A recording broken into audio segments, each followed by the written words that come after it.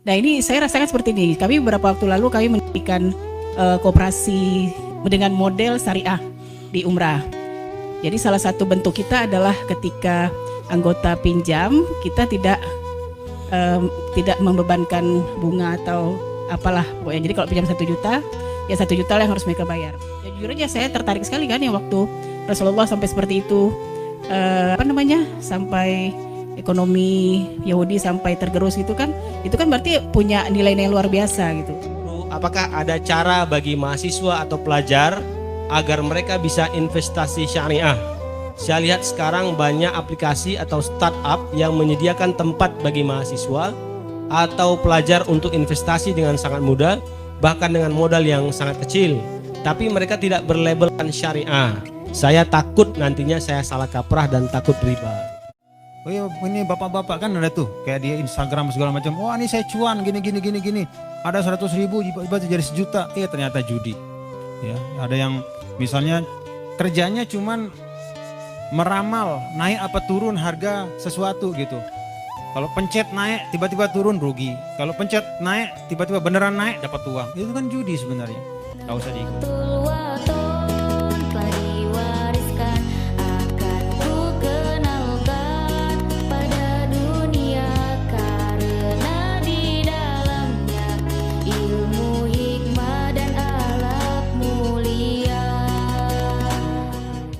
Alhamdulillah, Masya Allah penjelasan dari Syekh Tuan Guru Bajang ya. Alhamdulillah rekan-rekan sekalian, sangat jelas sekali tadi apa yang beliau sampaikan, mencerahkan kepada kita semua siang hari ini. Walaupun mungkin sebagian dari kita pernah ada ya, kalau di Umrah dulu pernah ada mata kuliah ekonomi syariah ya, pernah belajar tentang ekonomi syariah. Tapi mungkin generasi kawan-kawan sekarang nih yang di ekonomi mungkin belum ketemu lagi ya, belum ketemu lagi. Tapi Tuan Guru Bajang tadi sudah menjelaskan, kalau kita sebagai seorang muslim pastinya sangat bangga karena penjelasan dari Tuan Guru Bajang itu mengakar sekali. Jadi dari sejarah bagaimana eksistensi Rasulullah SAW membangun peradaban itu. Jadi kalau dibilang ekonomi syariah itu ada, mungkin kalau dalam konteks hari ini ada mata kuliahnya, tapi sebenarnya akarnya jelas gitu. Langsung dari Rasulullah SAW, dan bagaimana tadi dijelaskan Rasulullah datang mungkin keadaan ekonomi umat tidak establish ya, mulai dari nol gitu. Tapi mulai dari nol kemudian bisa menggusur eksistensi Yahudi gitu. Pasar Yahudi hilang dengan sendirinya. Dan pada suatu waktu Yahudi terusir dari Mekah, mungkin kalau dari segi ekonomi mungkin karena sebenarnya kalah kompetitif juga saya ya, tersingkir ya.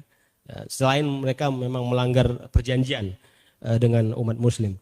Nah, dalam konteks ekonomi syariah, ekosistem yang dibahas tadi, Syekh Tuan Guru Bajang telah menjelaskan bahwa pertama bahwa paket regulasi ekonomi syariah Indonesia itu ternyata yang paling lengkap di antara dunia Islam. Tadi disebutkan satu persatu, banyak sekali ada undang-undang zakat, undang-undang haji, undang-undang wakaf, itu spesifik, sangat detail, masing-masing punya undang-undangnya sendiri. Kemudian institusi-institusi ekonomi syariahnya juga berkembang, dan kemudian tidak terlepas dari bagaimana peran dari para muslimin muslimat itu sendiri.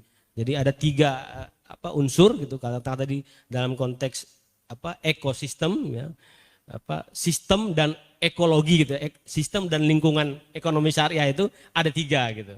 Silakan mungkin kawan-kawan audiens ya punya pikiran-pikiran ya, punya gagasan-gagasan ya, punya sesuatu yang ingin kita tukar bersama dengan Tuan Guru Bajang, mumpung beliau masih ada bersama kita hari ini ya. Alhamdulillah kita bisa dapat mendengarkan pencerahan-pencerahan dari beliau. Saya persilakan kepada rekan-rekan sekalian terbuka ya, karena ekonomi Islam ini adalah ekonomi yang inklusif, maka yang bisa bertanya inklusif juga, bisa dosen, bisa tenaga pendidik, bisa juga mahasiswa gitu ya. Semua unsur. Silakan. Silakan yang ingin bertanya. Ya, Ibu Asmaul Husna ya. Beliau Dr. Asmaul Husna, Dekan Fakultas Ekonomi Umrah. Silakan Ibu. Baik, terima kasih moderator. Bismillahirrahmanirrahim. Assalamualaikum warahmatullahi wabarakatuh. Eh, yang terhormat Bapak TGB, Tuan Guru Bajang, saya selalu ngikutin di Facebooknya, makanya saya paham sekali. Ya, jadi hari ini bisa ketemu, alhamdulillah. Eh, mungkin tidak terlalu banyak, tapi memang agak ada yang mengganjal lah berarti. Pertama, saya mungkin sampaikan dulu, insya Allah Fakultas Ekonomi akan segera membuka ilmu ekonomi dan salah satu konsentrasinya adalah ekonomi syariah gitu. Jadi karena menurut kita ini sangat menarik ekonomi syariah. Jadi mohon doanya mudah-mudahan segera bisa kami realisasikan. Nah, pertanyaan saya adalah tadi kan Bapak sampaikan bahwa di Madinah Rasulullah ketika membangun pasar di Madinah itu kan artinya sudah jelas bahwasanya ekonomi syariah itu memiliki nilai-nilai yang luar biasa ininya sehingga tergeruslah beberapa pasar Yahudi gitu.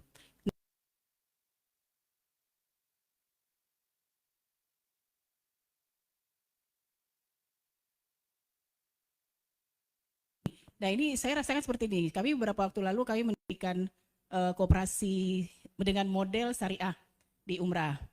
Jadi salah satu bentuk kita adalah ketika anggota pinjam kita tidak membebankan bunga atau apalah pokoknya. Jadi kalau pinjam 1 juta, ya 1 juta lah yang harus mereka bayar.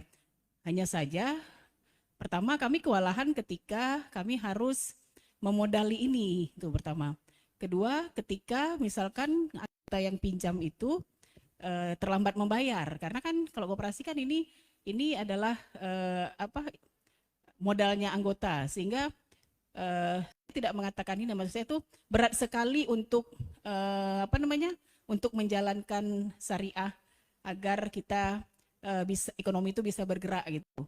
Jadi mungkin ada trik-trik tertentu sehingga ekonomi syariah ini yang seperti, ya jujur aja saya tertarik sekali kan yang waktu Rasulullah sampai seperti itu, sampai ekonomi Yahudi sampai tergerus itu kan berarti punya nilai-nilai luar biasa gitu. Kira-kira ada trik nggak Pak, gimana caranya agar mungkin kaminya yang kurang paham bahwa syariah itu sebenarnya tidak segitu-gitu kali gitu. Mungkin ada trik ini. Saya tahu itu coba. Terima kasih. Assalamualaikum warahmatullahi wabarakatuh.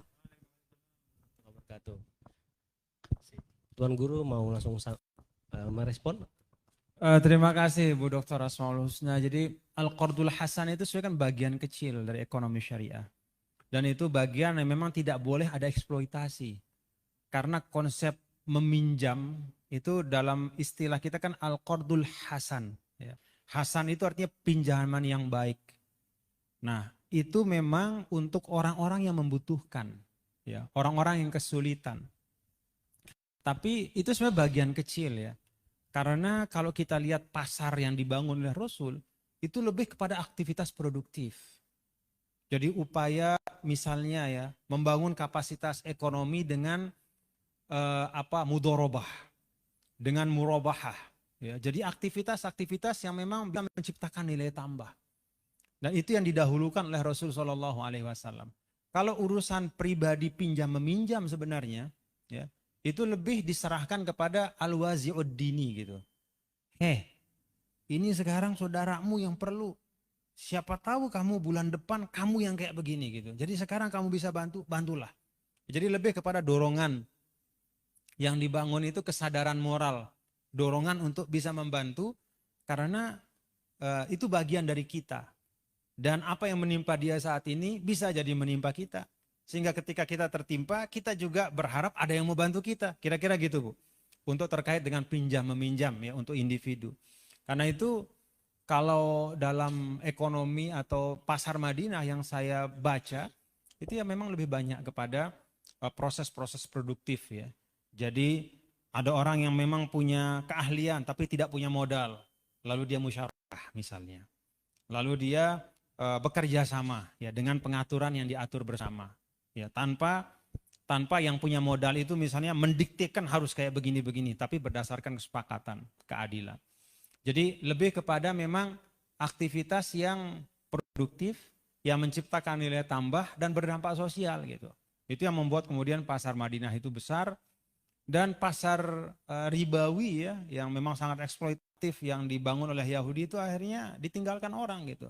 Tidak ada yang merobohkan dia Bu. Cuman dia ditinggalkan aja. Kalau pasar udah nggak ada yang menghuni kan, ya udah selesai aja. Gitu. Jadi saya pikir kalau kita bicara membangun ekosistem ekonomi syariah, kita lebih fokus ya memang kepada bagaimana melipat gandakan produktivitas ekonomi dengan tetap memegang ya prinsip-prinsip syariah. Begitu mungkin Ibu Dekan. Terima kasih Bu Dr. Asmaul. Terima kasih. Baik, begitu Bu Asmaul ya. Semoga bisa menjadi input bagi kita semua. Saya izin Tuan Guru ingin membacakan karena dari sini saya tak bisa lihat lagi. Baik, saya bacakan untuk Tuan Guru. Assalamualaikum Tuan Guru, apakah ada cara bagi mahasiswa atau pelajar agar mereka bisa investasi syariah? Saya lihat sekarang banyak aplikasi atau startup yang menyediakan tempat bagi mahasiswa atau pelajar untuk investasi dengan sangat mudah, bahkan dengan modal yang sangat kecil. Tapi mereka tidak berlabelkan syariah. Saya takut nantinya saya salah kaprah dan takut riba. Gitu. Jadi panduan ini Tuan Guru untuk mahasiswa. Maklum hari ini kan sekarang lagi viral ya, viral zamannya investasi, zamannya trading ya, mohon maaf Tuan Guru, trading yang artinya berdagang sekarang bisa berubah jadi judi. Ya, binomo yang diributin itu. Jadi kasihan nanti banyak sekali korbannya kan. Jangan sampai mahasiswa-mahasiswa kita tergiur kan tanpa ada literasi yang cukup jelas untuk membantu mereka mengambil keputusan. Terima kasih. Kalau judulnya adalah saya ingin berinvestasi, artinya kan kita punya uangnya gitu ya. Jadi kita ini punya uangnya. Kemana kita taruh uang kita? Kalau menggunakan hadis ada 4 pertanyaan di hari kiamat itu kan ya. Khusus untuk masalah uang itu ada 2 pertanyaan. Kalau yang lain-lain itu cuma 1 yang ditanyakan kan. Masa muda habisin di mana kan begitu ya.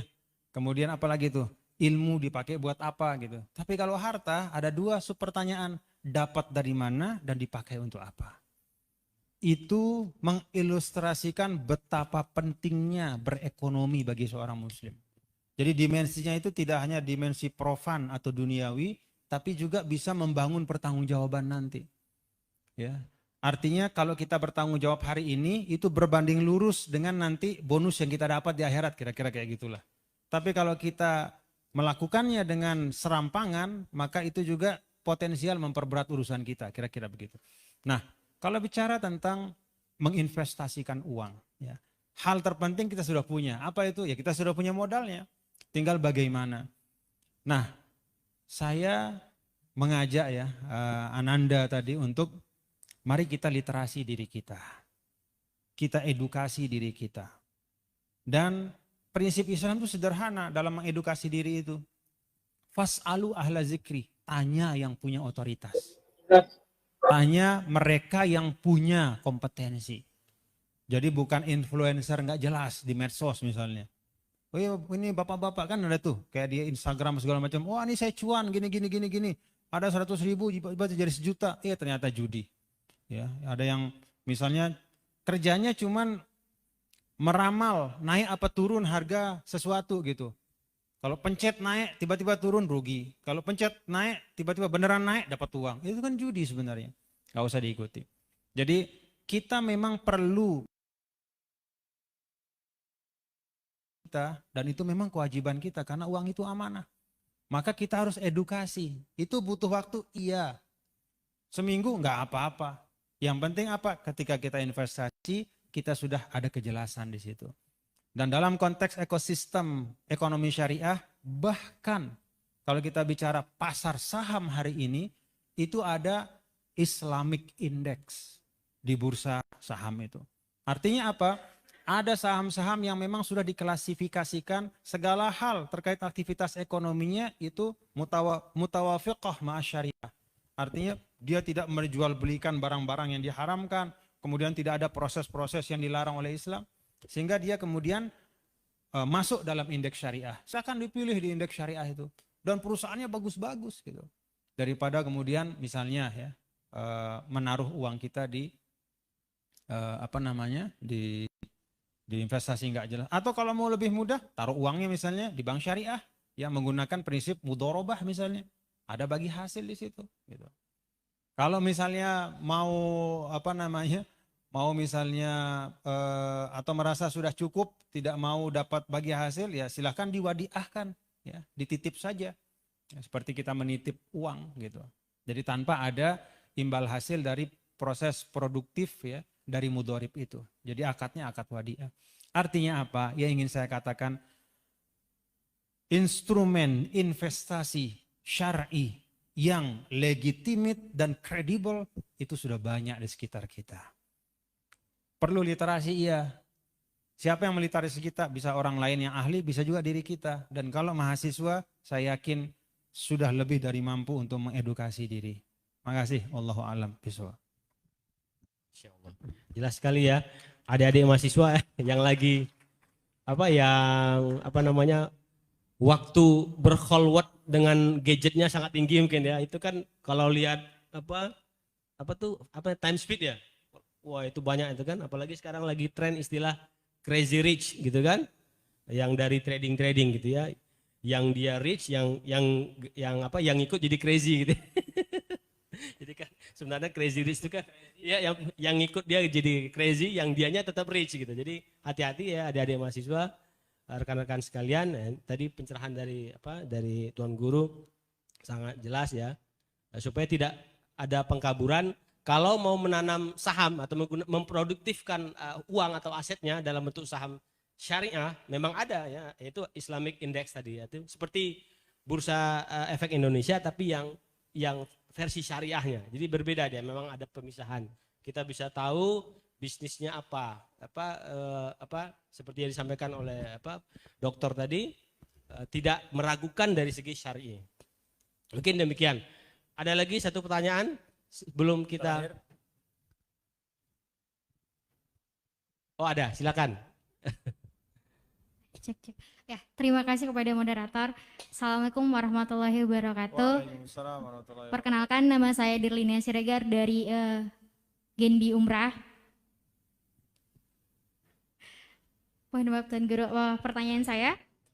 Bagaimana prospek ke depan ekonomi syariah ini bisa membawa atau menopang ekonomi Indonesia yang lebih stabil? Apalagi dilihat dari keadaan pandemi seperti ini gitu. Kita tahu bersama bahwa pandemi ini tuh berpengaruh banget ke segala aspek, apalagi ekonomi kita gitu, pendapatan masyarakatnya gitu. Jadi mohon penjelasannya Tuan Guru, dan mohon maaf jika ada kalimat yang kurang berkenan. Terima kasih. Terima kasih. Kita kembali juga kepada sejarah ya, Dek ya. Jadi sejarah ketika krisis moneter itu yang memiliki resiliensi, bertahan dan tidak menjadi beban negara itu adalah bank syariah. Kenapa? Karena dia tidak ada negatif spread kalau bank syariah itu. Kalau bank konvensional itu kan dia memberikan bunga, ya, memberikan bunga yang mana bunga itu adalah hasil ya dari dia mendapatkan bunga dari pinjaman yang dia berikan kepada pengusaha. Ketika krismon, pengusaha itu yang dipinjamkan uang oleh bank, itu usahanya mati. Nah, ketika usahanya mati, berarti bank tidak dapat apa-apa dari apa yang dia pinjamkan. Sedangkan bank harus membayar kepada nasabah bunga tertentu. Itu yang namanya negatif spread. Ketika tidak bisa dibayarkan oleh bank itu, maka bank itu menangis minta tolong, dibantu oleh negara. Itulah yang namanya BLBI. Gitu. Kalau bank syariah tidak akan negatif spread. Kenapa? Karena bagi hasil. Emang sudah dari awal tidak ada patokan persentase, tapi kita bagi sama-sama. Ya, jadi ketika untung ya sama-sama untung. Nauzubillah ya, kalau misalnya rugi ya sudah, memang itulah ya namanya berekonomi yang fair. Ya, sepanjang sudah diproses dengan transparan, kredit akuntabel semua, tapi ada faktor eksternal misalnya seperti krismon, tiba-tiba bisnis semua hancur, lalu kemudian ya rugi, ya sudah sama-sama ditanggung. Sehingga dengan demikian ya bank syariah itu tetap berjalan. Ya, dia tidak menanggung negatif spread dan dia tidak membebani negara akhirnya. Jadi BLBI itu tidak ada bank syariah di situ. Kenapa? Karena mereka tidak meminta bantuan likuiditas itu, tidak membebani negara. Ini satu contoh historis ya, tidak bisa dibantah bahwa resiliensi pada saat krisis itu adanya pada instrumen syariah. Termasuk di bawah-bawah itu koperasi yang syariah segala macam dia bertahan, tapi koperasi yang enggak jatuh dia karena sama juga dengan bank. Ya, dia harus membayar, sedangkan yang dia pinjamkan nggak ada pendapatan. Bisnis orang pada habis semua. Itu satu contoh. Nah, artinya apa? Dari sisi objektifnya ya, historiknya, itu memang bank atau ekonomi syariah itu punya resiliensi, daya tahan gitu, daya tahan. Karena itu ya dia menjadi bagian yang sehat ya dari perkembangan ekonomi kita. Mungkin itu juga sebabnya pemerintah sangat suportif sekarang untuk menciptakan ekosistem ekonomi syariah yang lengkap, karena merasa bahwa ekonomi syariah ini tidak pernah membebani negara dalam situasi sulit. Ya. Jadi tidak pernah membebani negara dalam situasi sulit.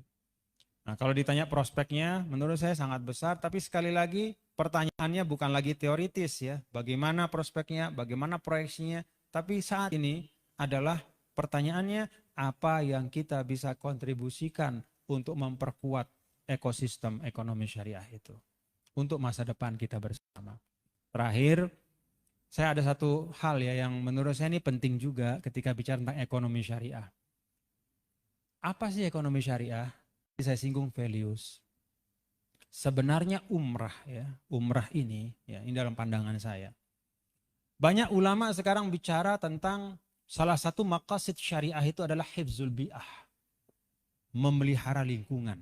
Jadi kan ada 5 ya yang utama, memelihara nyawa, agama, harta, akal, dan kehormatan atau keturunan. Itu kan 5. Sebagian ulama sekarang sudah mulai bicara tentang hifzul bi'ah, memelihara lingkungan. Kenapa? Karena dari keseluruhan ajaran Islam, ya, aktivitas manusia dalam kehidupan ini ketika menunaikan amanahnya sebagai khalifah itu tidak boleh mendegradasi kualitas lingkungan. Jadi jauh sebelum ada yang diistilahkan sustainability finance, ya, keuangan yang berkelanjutan, itu Islam sudah mengenalkan value itu. Anda berusaha, Anda mendapat berbisnis, tapi tidak boleh membuat bumi ini menderita. Itu ukuran syariah. Sehingga kalau ada perusahaan yang nyata-nyata misalnya aktivitasnya adalah semata-mata menebang pohon saja, kemudian terbukti apalagi kemudian dia menimbulkan kerusakan lingkungan, nggak boleh didanai oleh bank syariah. Gak boleh. Kenapa? Karena dia bertentangan dalam prinsip yang dasar di dalam berislam, berekonomi. Ya, tidak boleh merusak lingkungan. Nah, karena itu kalau kita bicara tentang sustainable economy, itu kan salah satu batu penjurunya menurut saya sekarang dan masa depan adalah ekonomi maritim. Ya.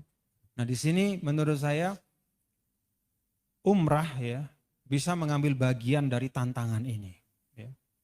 Jadi bagaimana umrah itu mengembangkan pola-pola pemanfaatan maritim yang ramah, yang berkelanjutan, yang tidak menurunkan kualitas lingkungan.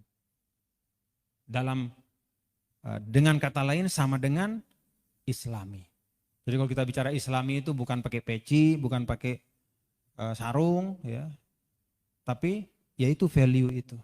Ketika Ananda para mahasiswa umrah ya berhasil membuat satu model ya, bisnis model yang berbasis pada potensi maritim ya, dengan kemudian memperhatikan keberlanjutan dan hal-hal baik itu, maka sesungguhnya Ananda sudah mampu mengembangkan satu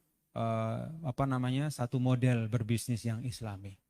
Wallahu a'lam bishawab. Terima kasih. Assalamualaikum warahmatullahi wabarakatuh. Baik. Ini tadi Tuan Guru udah kode ya, sebelum ditutup berarti pertanyaannya sudah selesai.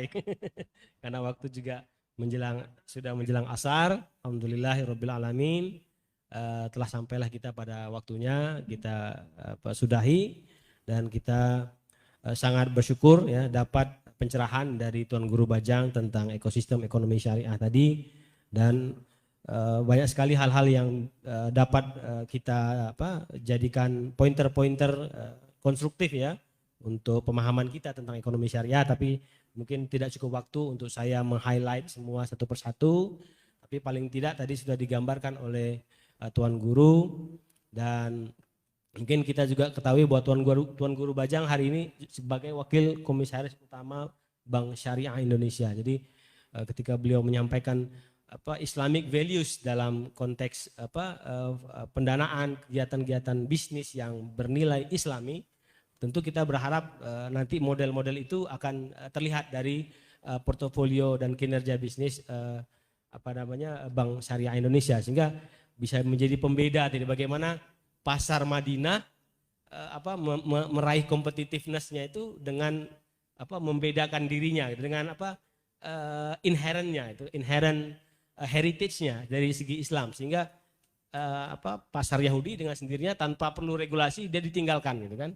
Nah, tentu kita berharap dengan Bank Syariah Indonesia dan tentunya ya tanpa jargon, ya betul, bank-bank yang lain. Seperti tadi banyak hal sekali, seperti esensi ekonomi syariah itu sebenarnya kan seperti yang disampaikan Bu Asmaul tadi, esensi ekonomi syariah itu tolong menolong Pak Ustadz ya. Nah itu bagaimana dari segi kapitalisasi kita bicara bisnis, tapi dari segi esensi ekonomi syariah yang lain adalah tolong menolongnya itu kan, seperti bagaimana Nabi menyatukan Ansor Muhajirin gitu kan, itu kan semangatnya tolong menolong. Jadi mungkin esensi tolong menolong itu juga perlu kita angkat kembali ya, karena mungkin itu belum terlalu terlihat ya dalam perspektif ekonomi syariah secara kontemporer hari ini. Orang hanya bicara sehingga ya tadi ketika bicara masalah real masyarakat butuh dana itu gimana gitu kan, nggak ketemu bank jadi takut juga gitu. Itu mungkin. Saya kira demikian, kami sangat bersyukur sekali lagi Pak Doktor Tuan Guru Bajang, alhamdulillah semoga Tuan Guru Bajang diberikan kesehatan, rezeki yang lapang, dan mudah-mudahan punya kesempatan untuk berkunjung kembali di kampus kami yang tercinta ini, dan kami dengan senang hati akan bersama-sama lagi dengan Tuan Guru Bajang. Mungkin ada kalimat penutup dari Tuan Guru Bajang, kami persilakan. Kampus umroh, kampus kita, tempat ilmu dan akhlak mulia. Mari bangun Kepri dan Indonesia, jangan sampai kalah dengan Singapura. Masya Allah. Karena dekat Singapura. Baik, kita tutup ya. Kita tutup. Barakallahu fikum, billahi taufiq wal hidayah. Wassalamualaikum warahmatullahi wabarakatuh. Saya serahkan kembali kepada moderator. Silakan. Assalamualaikum. Baik, kita berikan aplaus yang meriah kepada narasumber kita dan juga moderator kita pada sore hari ini. Itu tadi paparan materi yang telah disampaikan oleh Tuan Guru Bajang Muhammad Zainul Masdi LC MA. Mudah-mudahan apa yang beliau sampaikan bisa menambah wawasan dan juga ilmu pengetahuan bagi kita semua di sore hari ini. Dan dengan berakhirnya kuliah umum tadi, maka berakhir pula seluruh rangkaian acara kita. Ucapan terima kasih kami sampaikan kepada Bapak dan Ibu pimpinan Bank Syariah Indonesia cabang Tanjung Pinang. Kemudian juga kami sampaikan terima kasih kepada keluarga besar pengurus wilayah NWDI Nadlatul Watan Diniyah Islamiyah Provinsi Kepulauan Riau yang telah hadir bersama dengan kita di ruang utama. Dan juga kami ucapkan terima kasih kepada Bapak Ibu hadirin undangan dan juga mahasiswa yang bergabung melalui Zoom meeting serta menyaksikan secara langsung live streaming YouTube kita hari ini. Kami akhiri dengan sekali lagi terima kasih. Mohon maaf atas segala kekurangan. Wabillahi taufiq wal hidayah. Wassalamualaikum warahmatullahi wabarakatuh.